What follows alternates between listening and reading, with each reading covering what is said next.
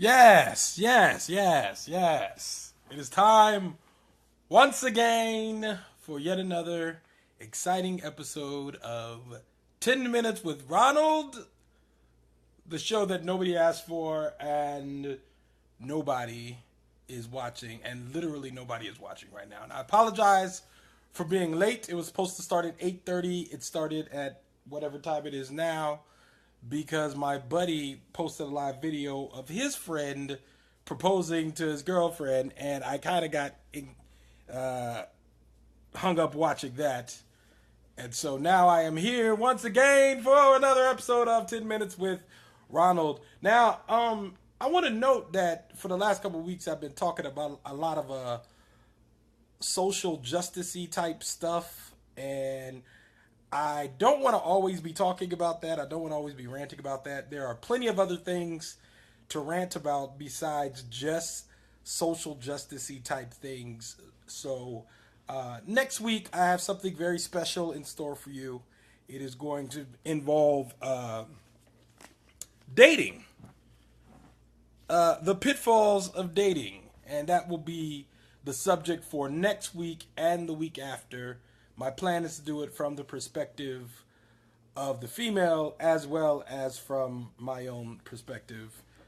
Yes, Ryan, we could talk about that too. I would love to talk about other things, but right now we have the next few weeks planned, including today, where we will be talking a little bit about the OJ documentary. Oh, great, now my connection is weak. This live thing is, they have not worked out all the kinks. Anyway, I will be talking about OJ documentary and colorblindness today, and next week I will be discussing the pitfalls of dating. Also, I am learning how to download these videos and upload them to YouTube, so I will be expanding. Channel getting bigger. Shut up, Ryan. channel, channel getting bigger. So, yeah. So anyway, let's talk a little bit about OJ. I'm through part 4. Oh, hey, Joss. I mean, Miss Platt. All right. I'm through episode 4 of OJ. Watched 4 parts of it. I really enjoyed what I've seen so far. What I will note in the 4th part is it takes the 3rd and 4th part deals a lot with the trial itself, from picking the lawyers to picking the jury to just about every aspect of the trial, down to the actual Mark Furman parts, and it gets really down into the nitty gritty.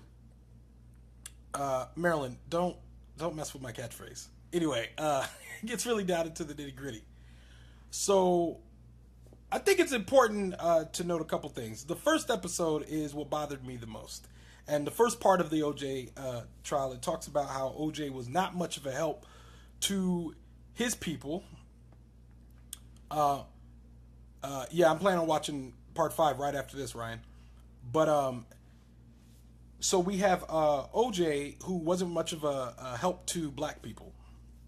The reason why that is noteworthy is because of the famous line that's often attributed to OJ of him saying, "I'm not black, I'm OJ," which is really just such a problematic phrase for most black people. Now, they framed it in the movie, and it was a white guy saying it, which really irritated me. They said, well, OJ wanted to be more than just his race. He wanted to be known by the things that he did and not by the race that he was.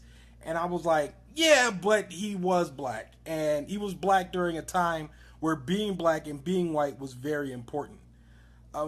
So this brings me back to Muhammad Ali, and how as soon as Muhammad Ali dies, everyone talks about how he transcended race.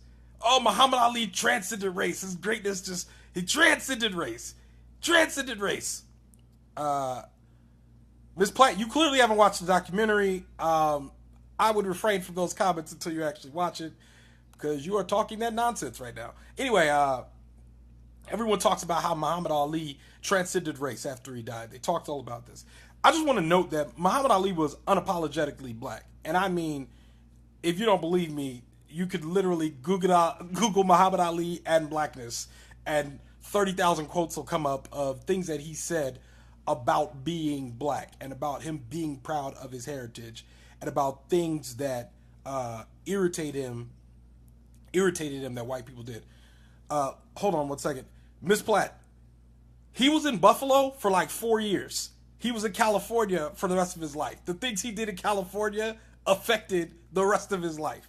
All right, so relax with all that. Watch that documentary.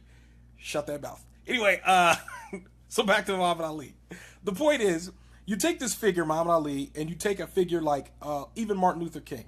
People always want to use this phrase about transcending race. And when they say that, it is always used for black people who have, in their opinion, accomplished a feat that is so amazing that people didn't care that they were black. So, to frame that correctly, it's not that people didn't care that they were black. It was that white people did not care that they were black, which is important to note because black people will never ever look at Muhammad Ali, will never ever look at Martin Luther King or OJ and say that these people weren't black. They will always look at these people as black people. The important thing to note, Ms. Platt, Ms. Platt, you're not invited to these anymore. Clearly you're not listening. The whole purpose of what I'm saying is that people say that they both transcended race. That is the comparison I'm making.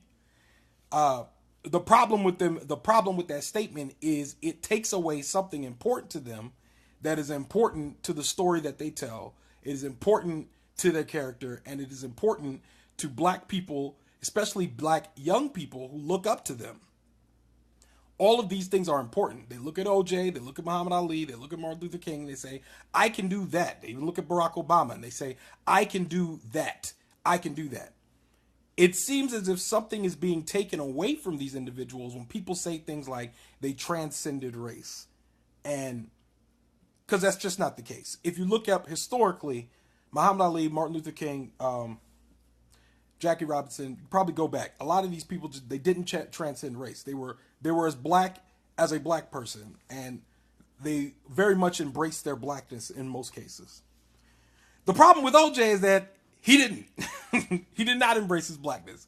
Matter of fact, he didn't embrace his blackness until it helped him pull his fat out of the fire. As a matter of fact, we don't know OJ to be an actual black person until he was actually on trial and it became a matter of civil rights. Until Johnny Cochran and all them began to turn the lens away from what OJ had done to an actually racist system. Now, see, that's the problem. They were telling... People will look at it and say what they did was dishonest. And perhaps they used the corrupt system for a corrupt cause. However, the system was already corrupt. Before Johnny Cochran and his team of very excellent lawyers could do the type of defending they did to get OJ out of trouble, they had to exploit a system that was already in peril, a system that was already corrupt. They didn't do anything new. They used the rules that already exist to their advantage. So that being said, it just bothers me that you go in part one of the documentary and there's so much about OJ actually trying to separate himself from his blackness, separate himself from black people, purposefully not being a black person, purposefully shunning the black community and embracing everything that comes with being a celebrity and being rich in the 1950s and 60s, which essentially means you are embracing whiteness. Now, there's nothing wrong with being rich, and there's nothing wrong with being a celebrity. What's important is that if you look at somebody like LeBron James, who turns around and gives back, who turns around and notes his blackness, whether it be with the Trayvon Martin thing, whether it be with the I Can't Breathe t-shirts, whether it be the fact that he's sending black students to college, he's actually taking steps to say, I'm giving back to people who look like me, people who are marginalized, people who actually need my help. I'm reaching out to these people and making sure that they're okay. That's important. And that's something that OJ did not do.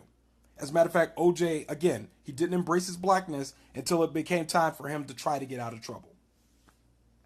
I think that's probably the what stood out to me the most about the documentary is how literally he changed color right before our eyes. It was rather amazing. In the end, I'm watching part 5. In the end, he ends up paying for his crime, and I'm going to watch part 5 tonight, so I don't know the full details of that story. But I did want to address what Ryan said. Ryan Battle asked a question. He said, do you think his relationship with his father had to do with it? Like he didn't want anything to do with what his father stood for? Well, the the funny thing about it is they seem to think he seems to think that his father was gay. I mean, there's a lot of rumors that OJ's father was gay and he had a large problem with homosexuality. So it seems like he would have more of a problem with that than he would with actual blackness or with issues that would surround him embracing his blackness. So I think that would be important. I don't have too much to rant on other than that tonight. So tonight's episode will probably be cut short, but I do want to let everybody know that, again, I will be starting to upload these to YouTube. I will be trying to do a little bit more to promote these, so continue to share them with your friends. So next week, I will have a guest on the program. We will be talking about the pitfalls of dating. That is next Tuesday, 8:30 Eastern Daylight Time, live on Facebook. Oh, it's Big Ron, 10 Minutes with Ronald, the show that nobody asked for and nobody is watching. I'll see you next week at 8:30 Eastern Daylight Time.